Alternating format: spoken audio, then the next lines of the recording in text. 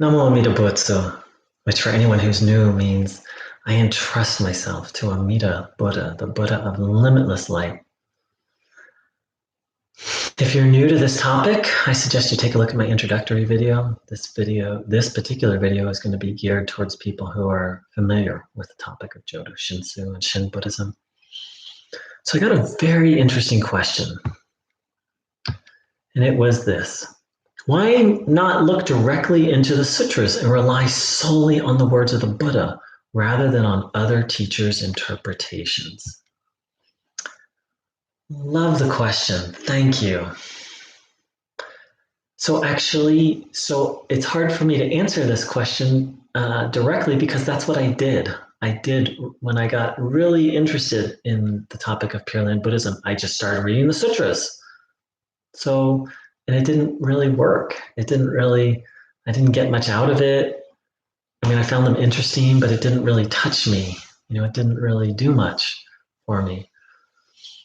However, once I really dived deeply into the work of Shinran Shonin and a little bit of Honin and my main Dharma teacher, Paul Roberts, once I really dived into their work, then it was as if that really just opened the sutras for me. So, but more importantly, their work, specifically Paul Roberts, has begun to awaken in me. I'd say I'm in the place of mostly settled, but not fully settled Shinjin, or somewhat settled. So it's not so much that I relied on Paul Roberts' interpretations of the sutras as I relied on Paul Roberts' directions. And his directions were simple. Put aside all of your ideas. Listen to these ideas first with your mind, get an intellectual understanding of them, and then listen with your heart. And once you have an accurate intellectual understanding, ask the Buddha within, is this true? And that's what I've been doing. And it's reaping much more benefit for me than diving directly into the sutras. And now when I go back and read the sutras, a couple days ago I did it and I just started to cry that they're so beautiful. Whereas before they were just these weird books.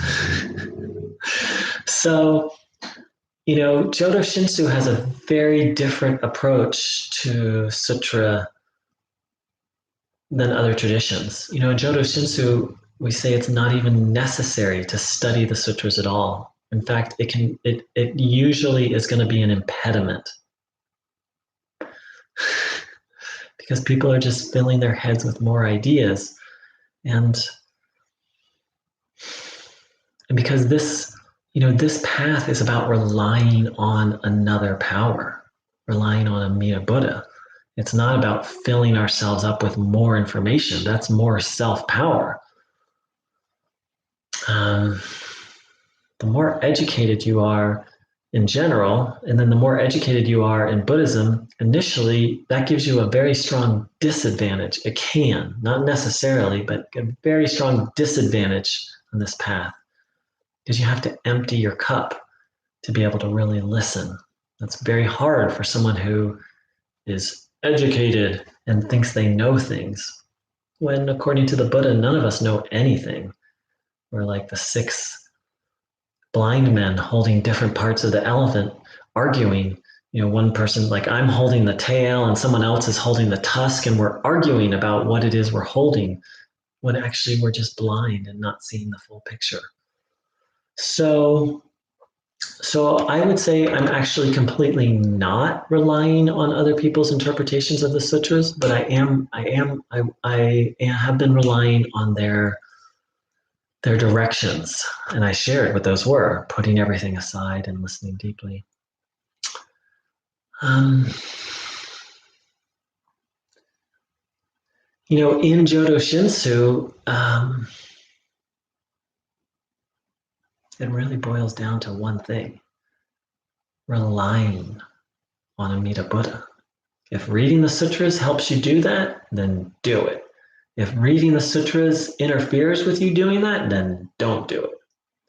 in terms of studying the sutras, Shinran said there's only two reasons to study the sutras. One is to fathom the Buddha's limitless compassion, in this case, Amida Buddha's limitless compassion.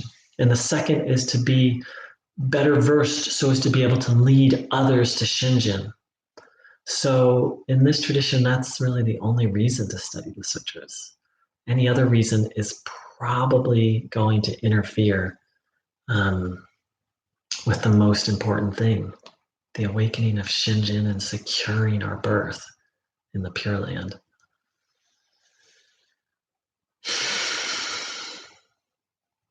You know, Honen distinguished between the path of sages and then the rest of us. The path of sages, it's appropriate, it's required to study sutras. But Honen, who himself was an amazing scholar, and I don't know to what extent he was, I believe by reputation, he was a very advanced meditator.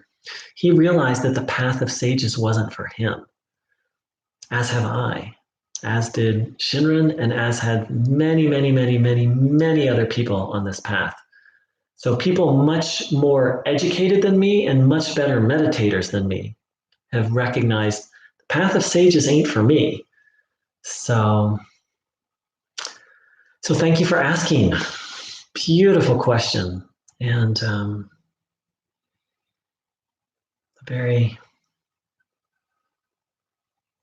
the sutras exist. The question is, how do we want to relate to them?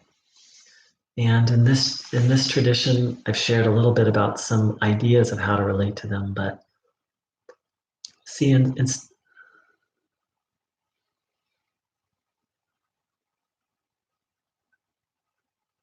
see, I feel like there's one other thing I want to say.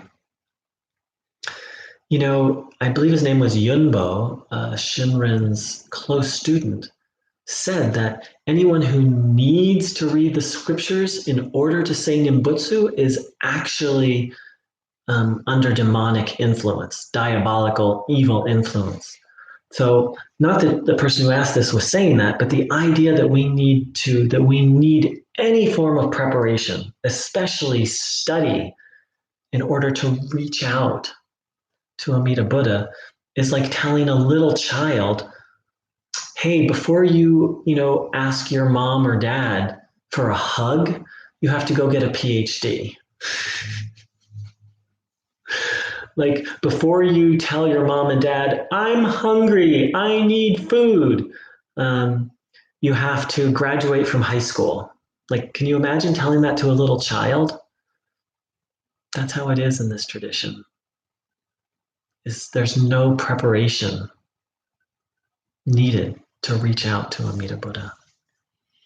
Thank you so much. Namo Amida Butsu.